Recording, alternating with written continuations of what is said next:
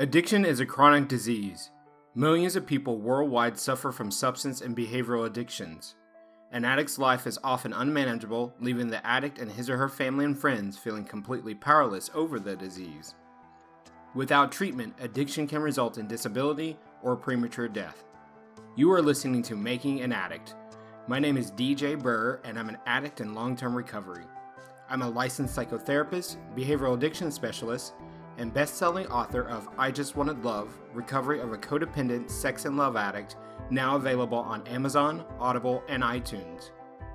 I intend to bring you different perspectives about addiction from various sources, including other addicts in recovery, clinicians who treat recovering addicts, and family and friends of addicts to discover what makes an addict.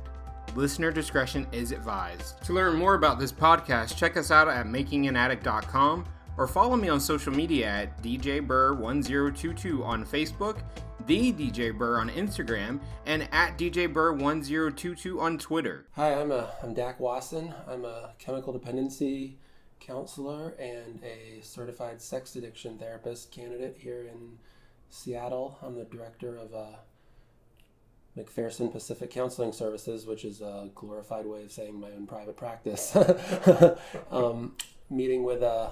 Meeting with individuals and families who are in some phase of the recovery process. So Dak, welcome to the show. Thank you. Thank you for being on. On our show, we talk to individuals, either licensed professionals or folks in recovery from a variety of behaviors, behavioral addictions or substance addictions.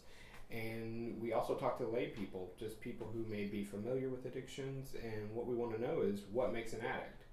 So I know that you are in the profession and you work with people in the community who are suffering from addiction. And I'm curious to know, what are your thoughts? What makes someone an addict? Well, wow, what a question. The short answer is, geez, I'm not sure. I guess the long answer is that there's a tremendous amount that goes into it. You know, my background is a recovery person myself, and my initial training was in abstinence-based chemical dependency treatment. So what I initially learned was that there was a genetic component, and because of a dysfunction of the central nervous system, particularly in the pleasure-reward pathways of the brain, we're hardwired to be an addict the same way we're hardwired to be left-handed. So that was my thinking initially, and I think that there is some truth to that. I think it's far more complicated than that. One of the things I've kind of discovered, you know, during my experience helping people find recovery is that the object of the addiction, whether it's a drug or alcohol or whether it's a behavior, is or tends to be maybe a coping skill, an attempt to self-soothe, self-medicate that works in some ways, but leads to other problems of its own. So I think the addiction, or rather the addictive action, is the maladaptive coping skill, and I think there's a genetic predisposition involved, but there's also a lot more. For example, if I learn that having a drink makes me rely, or if I'm suffering with or struggling with some difficult emotion, usually at an early age, before I've had the opportunity to negotiate all these learning experiences in life, I'm having trouble at home. Mom and dad aren't doing well together, and they're taking it out on me. It's a hypothetical scenario, and so I have this difficult emotion that I'm dealing with. Fear. Is it fear? Is it shame? Am I blaming myself? I don't know. I don't know what I'm feeling. I'm 13 years old. I'm 12 years old. I've never dealt with this sort of stuff before. And I think part of growing up in life is sitting with that, making mistakes, figuring out how to deal with that emotion. Is this emotion dangerous? What does this emotion mean to me? That's part of the maturing process, I think, ideally. Well, what I learned and what other people learn is they sort of found a shortcut, and I'm oversimplifying here, but a drink or a drug. If I'm feeling frightened or ashamed, and I take a bottle out of the liquor cabinet down in the basement and have a drink, and suddenly I don't feel so frightened as ashamed for a minute. I learned something. That's important information.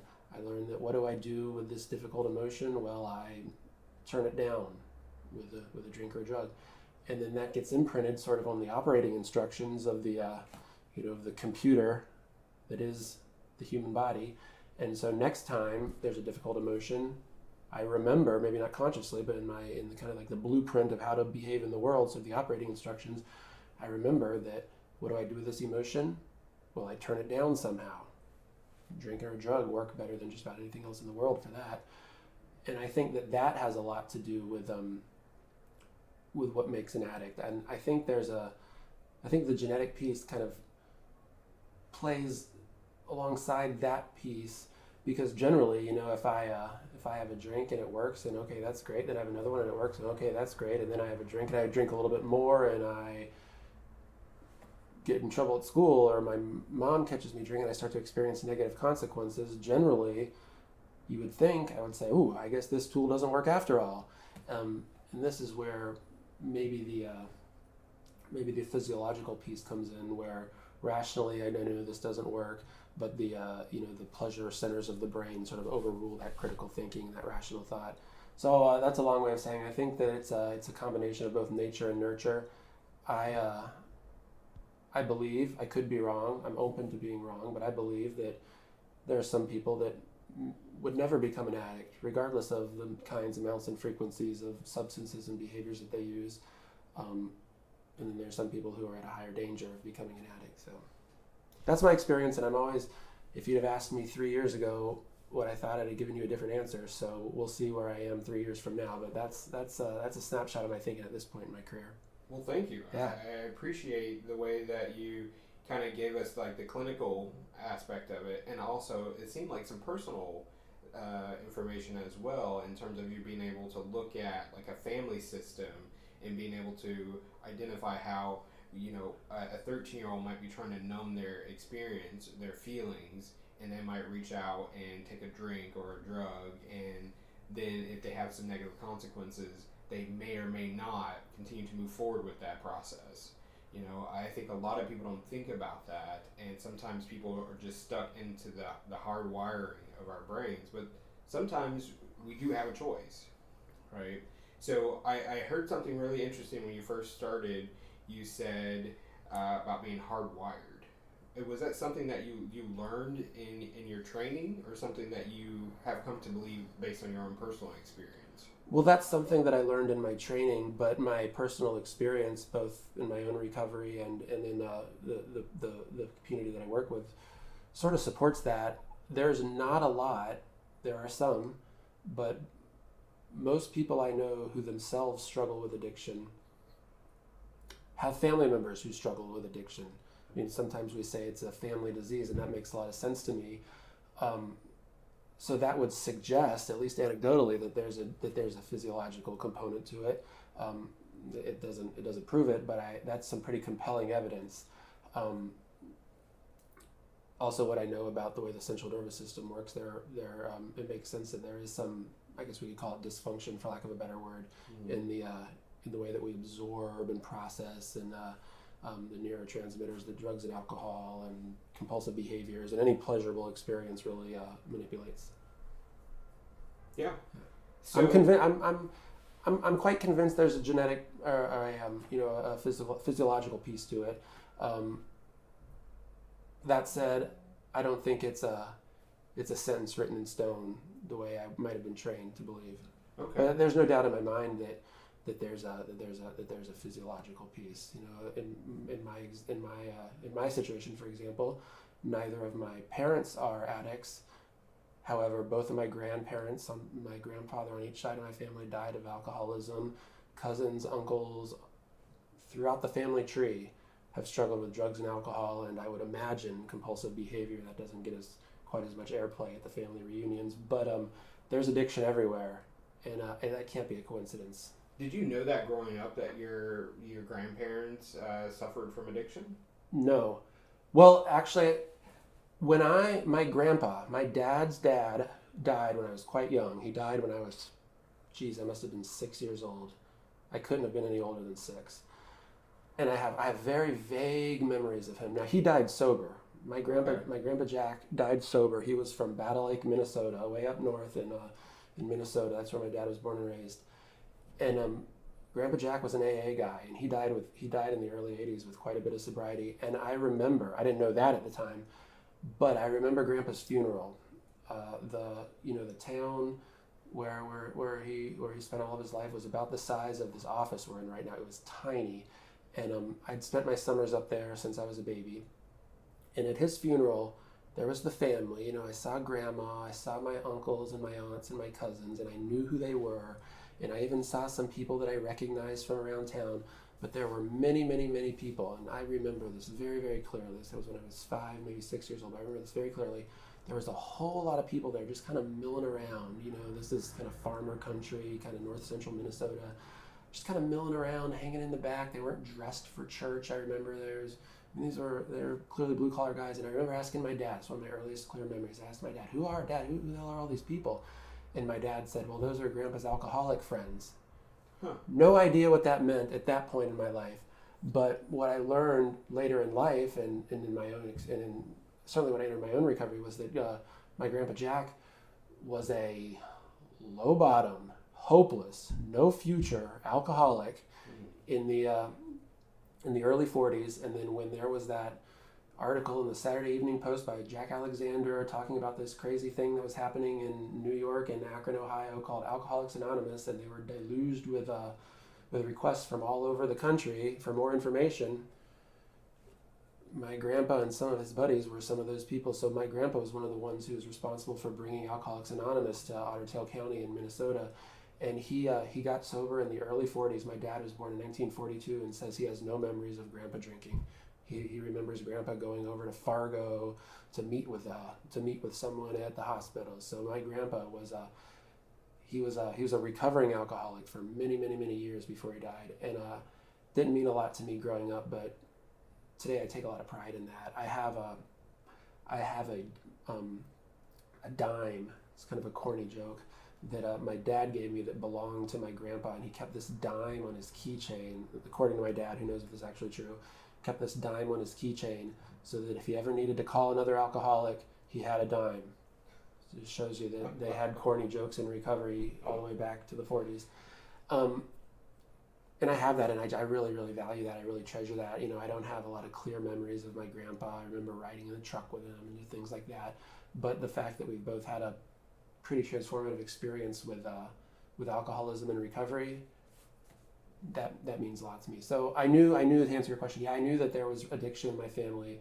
What I really knew was that there was recovery in my family. And I remember when I was struggling, this was, I must have been in my mid-20s at this time, and I was living in the Midwest, and I was struggling with drugs and alcohol, and everybody knew it but me. And I remember I decided I was going to ask for some help. The first time I've ever asked for help around drugs and alcohol, and might have actually been the first time I've ever asked for help around anything. And I went to my dad, and oh man, I was scared. Oh boy, I was really swallowing my pride here. And I remember I said, Dad, I think I've got a problem with alcohol. And this took like the greatest act of courage, and I assumed at the time, because it was really, really scary. And my dad's reaction was, yeah, no shit, you have a problem. He knew from day one what the situation was because of his experience with his dad's recovery. And he said something to me. My dad said a lot of things to me that have stuck with me, but this might be the biggest one. He said, yeah, a lot of your cousins are struggling with the drink and the drug, and my brother, my dad's brother, my uncle, really struggled with it. And then he said something, it's kind of like a toss-off, I'm sure he doesn't remember this, but he said, why didn't it happen to me? Grace of God was his suggestion. That was the best he could do to explain. And that really stuck with me. So yeah, I knew that there was addiction in my family, and I also knew that there was recovery. That's amazing that you knew that there was recovery, because that's not something I hear very often, right? Is that people grow up witnessing recovery. Yeah, well, mind you, I didn't witness. It was more family legend, because Grandpa died when I was quite young, and like I said, my neither of my parents had much. I mean, they're normal drinkers as far as I can tell, and I don't have brothers and sisters. So my experience with the family's recovery and addiction was just kind of removed. I didn't grow up with my family, my extended family, so this was just from stories. And now as an adult, I've become close to some of my cousins, and we have. But I imagine some of the teachings that your grandfather probably taught your dad probably trickled down. Yeah. That's a great point. Yeah, I learned a lot of recovery lessons without realizing that they were recovery lessons. Right, exactly. Yeah. And so you can pass that on too, yep. and have the lived experience of it. Right. So when you got knowledgeable about your problem and you sought help from your dad, you guys had that talk, and then what happened? Well, then really nothing happened, then I got some help. I went to, did I go to treatment at that time? I don't know if I did. I went to, like many addicts, in fact, probably like every addict, my story involved like a window of willingness. Oh man, I got to change. I got to make some moves here. Something's got to change. Right. And that window would shut pretty quickly. Or maybe I would walk through that window and actually agree to go to treatment or start checking out these meetings or take some action, and then I would walk right back through the other side of the window if I had to kick it in. So I know there was a lot of time passed between that first, hey man, something's got to change, and long-term recovery, which is what I have now. And I had been like most people in recovery, I had exposure to the program of recovery, treatment and AA and stuff, before I was anywhere near being willing to recognize that it was for me. I went to my first AA meeting. In fact, the first time anybody really that had any sort of authority over me urged me to seek recovery was, this is going to be no surprise to anybody, it was the criminal justice system. Okay. I got in trouble, and part of what I had to do was go to AA meetings as a condition of my probation. So I went to these AA meetings, and this was when I was living in Alachua County, Florida. I was living in Gainesville, Florida in 1999, and go to these meetings, get this slip sign, and say, man, this isn't for me. Man, I don't belong here. Man, this is not fair that I have to be here. Couldn't see the connection. I've heard that before. Yeah, I'm not unique at all. I think that might be standard. But it wasn't until years later when I said, whoa, I really got a problem here. What was it that, whoa, what was that? It could have been anything. In fact, what I found interesting is, in my experience, and maybe in other people's experience, but in my experience, the whoa moments were objectively not as bad as some of the moments that got me into some real trouble. I'm no bad guy, and I'm certainly not a tough guy, but I got into some scrapes, man. Like I've been arrested and spent some time in jail and lost jobs and slept on the street and just objectively had a pretty low bottom. But when I was sleeping in a hollow tree because of my addiction, I didn't say, wow, something's got to change. I said, wow, life's just not fair. Wow, poor me. Wow, I can't believe these people did this to me. I can't believe she kicked me out. I can't believe they fired me. It was when I had those moments where I said, geez, man, I got to change. It was generally when something pretty minor happened. Yeah. In fact, kind of a funny story, the strongest, oh my God, something has to change moment was came right before I finally got sober. It got to a point where my folks, they did the detaching with love, and they said, don't come around the home, don't ask for money. If you're willing to get help, we'll support you and we'll help you get in touch with some help, but we're gonna have to cut you off, man. And then one night I called him up in a blackout in the middle of the night and said, I'm ready, man. I'm ready to get some help. I want some help. And I remember I woke up and I was at their home. They were living in Mahomet, Illinois, and I was living in Champaign, Illinois. Long story, but I woke up in their home. It took me a minute to see what was going on. How did I end up at my folks' home? What happened here? I don't remember. Okay, I remember I was at, what happened here? And then my dad came in and I figured out what happened. I had called and asked for some help. I said I wanted to go to treatment.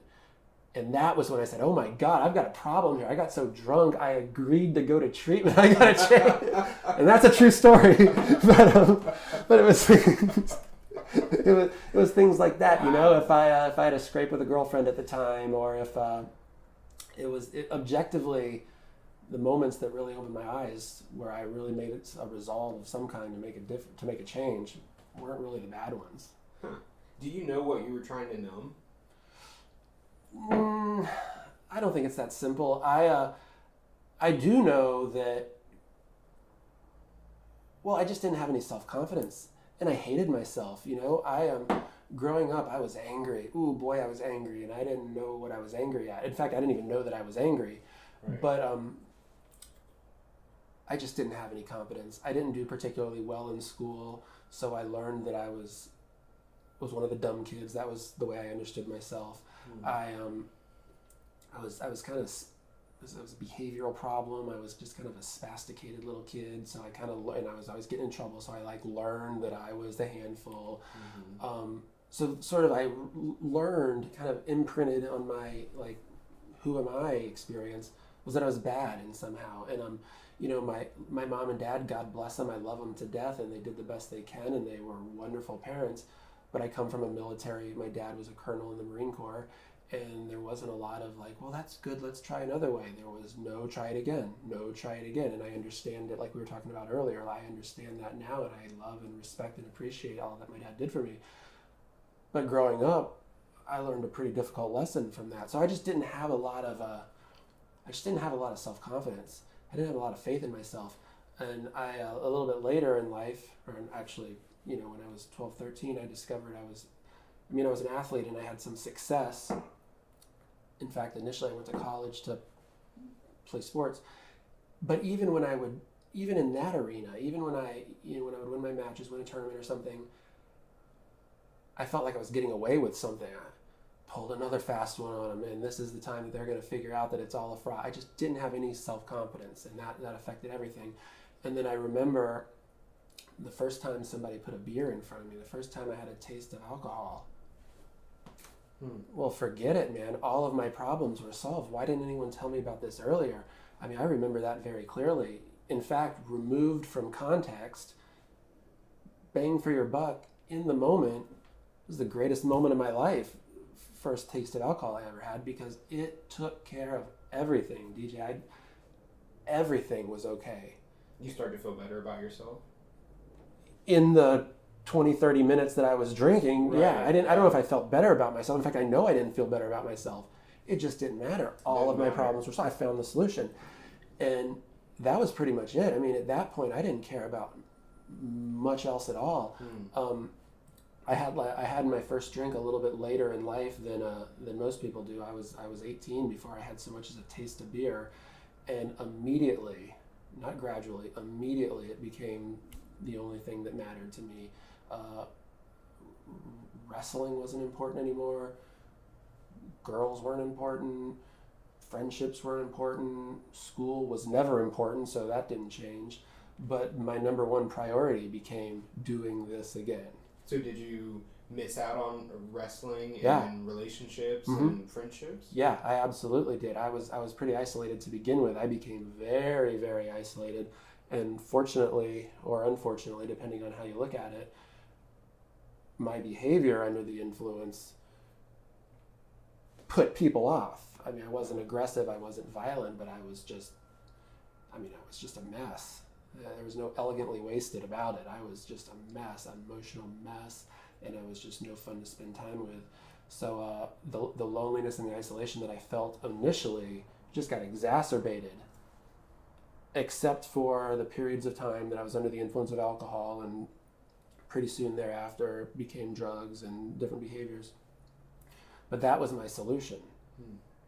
And if that was all there was to it, that would be all there was to it, and that might still be my solution today. For better or worse, ultimately definitely for better, I ended up creating horrible consequences for myself and those around me. Behaved in unconscionable ways, which led me to that point where I was like, wait a minute, this was my solution, but now this is causing problems in itself. Something has to change. Didn't do well with that recognition, so I stayed kind of sitting on that fence for several years. But when I first had my first drink of alcohol, and later on my first drug, problem solved. This was it. I figured it out, and I pursued that nearly to the death of me. How long were you in your active addiction? I 11, 12 years. Let's see. I like I said, I had my first drink of alcohol at the age of 17 or 18, and I finally got sober at the age of 29, and I'm 40 now. So if I stay sober for the rest of my life, and I certainly plan to, it will be just a 12-year detour. But that said, I feel like the addiction, or what we're going to call the addiction, was present, from day one, I mean, it was present when I had that first drink, and looking back, I find that in some of my behaviors, I wanted to be okay somehow, I just desperately wanted someone to tell me or show me or demonstrate in some way that I was all right, and I used wrestling for that. I got accolades in wrestling, but I didn't accept them. Oh, they don't know. They don't know what they're talking about. I really am garbage. I need this. I need these accolades from someone. Maybe if I can get this group of friends, sit at this lunch table, get in a relationship with that person, that'll make me okay. Maybe if I can get good grades, which I never got good grades, so maybe that would have worked. I doubt it, but I was always looking for something to add to me to complete the whole. There's a void inside of me that should have been filled with. That's a common theme that I hear about, is the void. Being in recovery myself, I can speak to that void, trying to fill that void with other people, places, and things to make sure that I'm all right. Yeah. That sounds like you've had a similar experience. That's exactly the way I understand it. So when I don't think anything started when I first had my drink, or when I had my first drink. I think that was I'd finally found something that worked. That void was there, for as far back as I can remember, all my life. And when I finally got sober on October 20th, 2005, the hole didn't disappear. I've been shoving things in that hole since then. Just wasn't drugs and alcohol. And when I'm doing well, it's recovery and self-acceptance and holistic spirituality and blah, blah, blah, blah, blah, connection. But in a pinch, obsession, compulsive behaviors, those sorts of things. So, this is when I say addiction is a disease that doesn't go away, it's incurable, this is what I mean. The drug, the alcohol issue, knock on wood, but that appears to be removed. I don't think I'm in any tremendous danger of having a drink today. Now, if I don't do what I need to do in my recovery, if I don't maintain my recovery program, whatever that looks like, might be getting closer and closer to that drink. But right now, I feel safe and protected. The obsession's been lifted. That doesn't necessarily mean that there's not a hole that needs to be filled and can be filled with all sorts of behaviors and this, that, and the other. So that's sort of my take on it. And I suppose you could say that's a bit of that sort of jives with sort of a 12-step philosophy.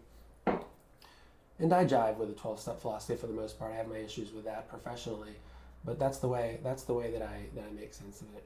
I've got a void that exists in me that I try to fill, and I fill it when I'm at my best. I'm filling it with connection and love and compassion, and, for lack of a better word, God, lowercase g, whatever the hell that means. But when I'm not at my best, when I'm in my selfish, self-centered, or self-pitying mode, or if I just kind of wake up on the wrong side of the bed, I can fill it with other things: compulsive behaviors, judgment, anger. Wow, anger! You want to talk about a mood-altering substance, man? Self-righteous anger. Ooh, that feels at least as good as cocaine, if not better. So I got to be careful with that stuff too. Absolutely, but yeah. So when you got into treatment, did they help you understand that you had a void? No. When I got into treatment, I don't even remember, frankly, what I learned in treatment. I learned that I couldn't smoke marijuana, even though that wasn't my drug of choice. I took those things away. I think and this is to take nothing away from treatment. I work in the field of treatment. Of course, I believe in treatment.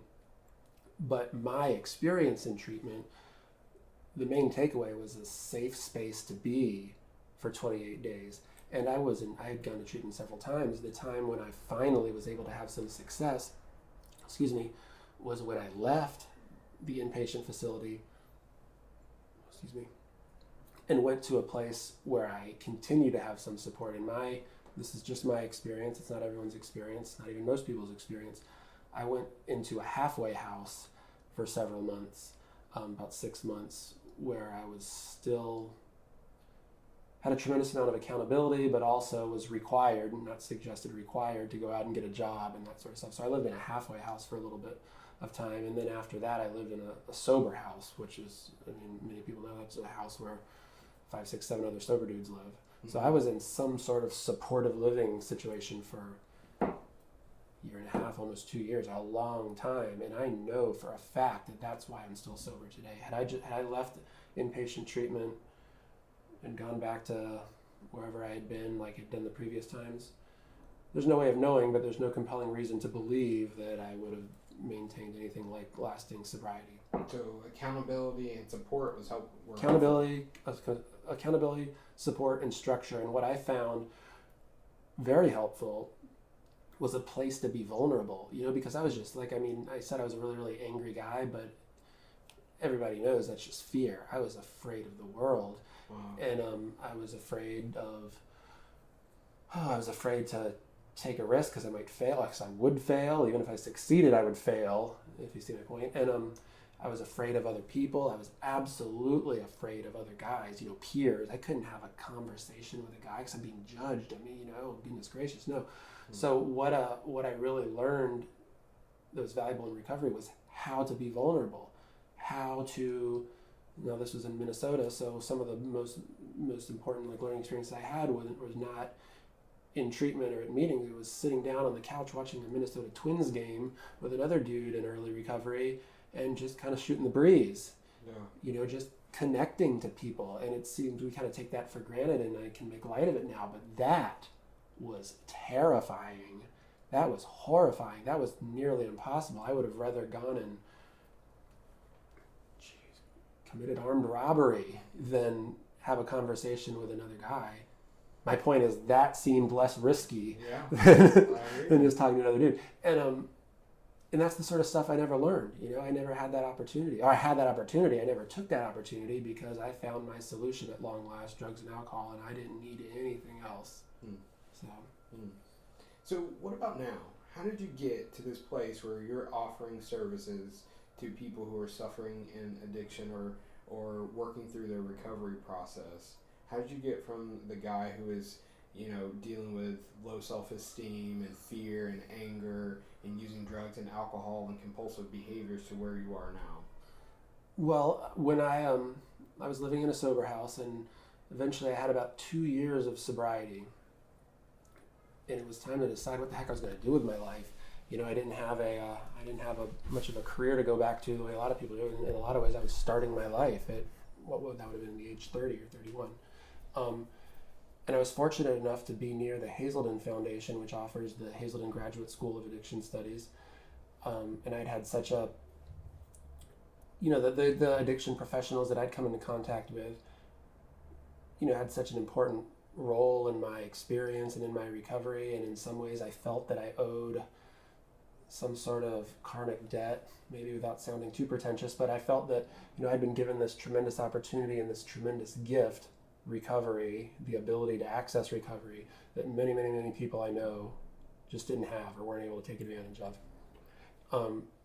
People who were smarter than me and more capable than me, more ambitious than me, any quantifiable thing, people who were more of it than I am just didn't get the opportunity that I had. So I felt like just this incredible gratitude, and I wanted to repay that debt somehow. This was my thinking at the time, and so I wanted to pursue a field where I could do just that, and I think that I have. So I went to somehow, some way, I managed to graduate from college. I left that out. I have a bachelor's degree from Arizona State, but still counts. So I was able to get accepted into graduate school, and so I got my master's degree in addiction studies from the Hazelden Graduate School of Addiction Studies, and I was on my way. That's how I got into the field. That's how I ended up here in Seattle. I got a job out here in 2009 and moved out here. So that was my initial. That's how I ended up in the field. I was repaying a debt that I thought I owed, and the opportunity was right there to do so. If you ask me why I continue to do it, you might get a different answer. I mean, my primary motivation, of course, is to be of service and to leave, or as best I can, leave my tiny little corner of the world a little bit better than I found it as a result of my energies, you know. And I'm not, there's no grandiosity here, but you know, I feel it's important that I give of myself to the world in some small way. And you know, I'm not out there curing cancer, and I'm not out there winning the Super Bowl for the Seahawks, but what I do have to contribute is helping some members of the community find their way into a program of recovery which in effect improves their lives and the lives of their family and the lives of their loved ones and the lives of their community. And you know, if butterfly flaps its wings. So that's my motivation, is to just leave some good, do something. I spent 30 years of my life taking and sucking up energy and emotion and resources and just not giving anything back and not being able to give anything back. And now it's important that I do that. It sounds like very meaningful work to you. It's very meaningful work to me. Sometimes I have to remind myself how meaningful it is, but yeah, it's not just I'm not just doing a job here. I'm doing something that really brings meaning to my life. And I make an assumption that you help people understand how they have been impacted by the disease of addiction, and maybe that involves looking at their past. Sure. You know, identifying some of the roots in their family of origin, Mm-hmm. and maybe even thinking about some of the biological components which, you know, might contribute to them being an addict. Sure. Yeah, absolutely. And so how long does something like that take? What do you do? What do you say? Well, geez, man. There's so many variables. It takes a while. Now, every client that I've ever met with, every client, if I can make a generalization, every client that any counselor has ever met with has started their recovery process before they're sitting in my office. So I don't get them on day one. Right. The recovery process starts before we're even aware that the recovery process started. I didn't know I was in recovery when I was in recovery. Mm-hmm. I knew when I was in sobriety, but my change process began years before I was actually aware of it. So it's tough to say how long really anything takes, and also a lot of it has to do with how open someone is and where they're focusing their stuff. I mean, it's an important piece. It's not the only piece. I think what's equally important is developing the tools to achieve sobriety, which is simply knocking it off, put the plug in the jug, put the drugs away, get sober, and then the more difficult work of recovery, which is repairing and restoring those broken bonds and faulty core beliefs and that sort of stuff. So recognizing where that comes from and what's contributed to that, I think that's a part of treatment throughout the entire process. I don't think we reach some level of recognition where a switch is turned and we say, okay, well now I've got that, let me move on to the next step. I think that's sort of infused with the entire process from day one to the end. Right. Yeah. And I appreciate that you make the distinction between sobriety and recovery. Yeah, important distinction. Yeah, a lot of people don't understand that, and I think a lot of people are fearful about getting into recovery and achieving sobriety because they don't think they'll do it right. Mm-hmm. Right. Yeah. So what could you say to the person who's listening right now, mm-hmm. somewhere in the world, who is fearful about getting into recovery and or getting sobriety in their lives? What could you say to inspire them that there is no right or wrong way, but just to get in the door? The price of admission is willingness. If I'm at my lowest point and I'm so far down in the well that I can't see the sun shining in the top, if I have willingness and hope, I've started, and I can't fail. If I use again, I haven't failed. If I fall off the wagon, if I say, forget this, I'm out of here and don't come back for 5 years, I haven't failed because I'm in the process. Now, I can do a lot of damage if I decide to go back out, or if I do go back out, or if I pick up a drink or a drug or start engaging in certain behaviors again. A lot of damage can be done, and all things being equal, I think it's probably best to avoid that, but it's not failure. We haven't failed. We haven't lost. There's always hope, and I believe this. And I would consider this one of my fundamental beliefs. As long as I'm still drawing breath, there's still hope. And I think that's important to recognize, because I certainly didn't recognize that when I was at a low point. I didn't think there was any hope. There was. Right. I just didn't see it. So what would I say to someone who's struggling with unrealistic expectations of themselves or what recovery is going to require? I would say, dude, you can't mess this up. That's a good point. Yeah, I like that. It's very it's simple and to the point. Yeah. Right? You can't mess this up. And also, if I can, just something we touched on a little bit earlier, that distinction between sobriety and recovery, it's crucial. That distinction is everything, and it's not intuitive. I think every person, I don't want to generalize, but I will, I think everyone who comes into recovery or treatment, if you ask them on day one of their of treatment, well, what's the problem? What's going on in your life? They would say, I'm getting loaded. I'm drinking too much. I'm acting out too much. My problem is that behavior, and I need to stop that behavior, and things will get better. And there's a good news, bad news situation. The good news, I suppose, is, yeah, you stop that behavior and things will get better. The bad news is, stop that behavior, and then there's some serious work to do before we really achieve those, until it gets better. Yeah. Now, the great news, it's a good news, bad news, great news situation. The great news is it gets better in ways that we can't even conceive of. So that's what I think is important. I came into recovery because I had to stop getting loaded. I was getting high too much. I couldn't stop. So I needed to cut it out, just like lock me away or take all my money away or just do something to separate me from my drink, drug behavior of choice for a period of time, and then I'll be fine. I really believe that on some level. What I found was, hell no.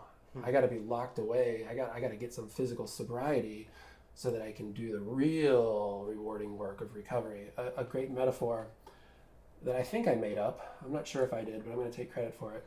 If I go into a doctor and I say, hey doctor, it hurts when I do this, I'm extending my arm, I'm bending my elbow. Sobriety is, well, just stop doing this. Recovery is full range of motion. That's something that makes a lot of sense to me. I certainly didn't recognize that early on. Yeah. Well, I'm glad that you recognized it. Yeah. So what keeps you sober today? Well, gee, I mean, I have what I consider to be a program of recovery, and it looks very, very different than it did in the first 5 years. And FYI, my work as a therapist, as an addiction therapist, not part of my recovery program. It's completely separate. My experience as a recovering person probably informs the tools that I bring to the table, but my work is not part of my recovery program. Let me rephrase that. The work that I do in the room is not part of my recovery program. The fact that I'm pursuing a livelihood that is satisfying and feeds me on something that I'd consider to be a spiritual way, that's part of my balanced recovery, meaningful work, right livelihood. But the work I do when I'm sitting knee to knee with a client is not part of my recovery program. What do I do? Well, I strive for balance, mental, physical, spiritual, emotional, whatever we want to say. I'm active in various recovery fellowships. I don't cling as tightly to those as I did early on. I don't think that I need to. I don't even know if that would be the wisest use of them. What I do is I strive to keep my life whole and balanced. I recognize what I guess I would call them my tendencies to revert, faulty core beliefs about myself and the world and the associated emotions, and I learn to challenge them and kind of reframe them. I've developed a new relationship with my thoughts and my emotions. I've developed a new relationship with the world around me and the way that I try to connect to it and the way that I welcome it into my life. That's a short way of describing what my recovery program looks like. And also self-care, I take care of myself physically, spiritually, and mentally. And that's pretty important. Good. Well, pretty important is not the word. That's vital. Yeah. The details change. I mean, what my day-to-day recovery looks like today is different than what it looked like 2 years ago, and it's going to be quite different than what it's going to look like 2 years from now, because I'm getting married, which is going to change a lot of things. But I strive for balance, and connection, and compassion, and love, and acceptance, and joy, instead of anger and fear and judgment and just kind of 2 middle fingers to the world, that was sort of my default for almost 30 years. Yeah. And it's a process. I'm not perfect. Thank God I'm not perfect. Yeah. Progress, not perfection. Yeah, exactly. Right. Thank God. Yes. Who would want to be perfect? Not me. I don't know what I would It's do. overrated. Yeah. Well, I wouldn't know, but I'll take your word for it. Well, thank you so much for spending this time with us. Oh, it was my pleasure. And educating us about your practice and your life and your recovery journey. Sure. I appreciate you as a colleague and a friend, and thank you so much for being willing to share. Likewise, I feel the same way, and I really appreciate the opportunity. All right, thanks. All right. Thank you for listening to this episode of Making an Addict. For all my listeners, I have a special gift for you. I created a 7 steps guide to power up your recovery, and you can access it today. Go to bit.ly/7stepsguide. That's bit.ly/7 steps with an S guide. Go ahead and go there now and get your free guide. Sign up for the newsletter and it will be sent to you in your email. Take care. Thank you for joining the discussion today on Making an Addict. In closing, I want you to understand that there are various opinions about addiction and what makes someone an addict. The opinions expressed here on today's show are those of the person who made them. I suggest you take what you heard, process it, and decide for yourselves what you believe in. If you have feedback or want to tell your story on the show, let me know by emailing makinganaddict@gmail.com, or you can reach me on social media. Again, I'm on Facebook and Twitter at DJBurr1022 and the DJ Burr on Instagram. Lastly, thank you for giving me the opportunity to be of service. Recovery saved my life, and I will be forever grateful. I will keep giving back every opportunity I am given. Tune in next time to witness our ongoing discussion on Making an Addict. Making an Addict is produced by the Recovery Legacy Network, bringing you recovery on all fronts. Learn more at recoverylegacynetwork.com. Today's show featured music by CDK.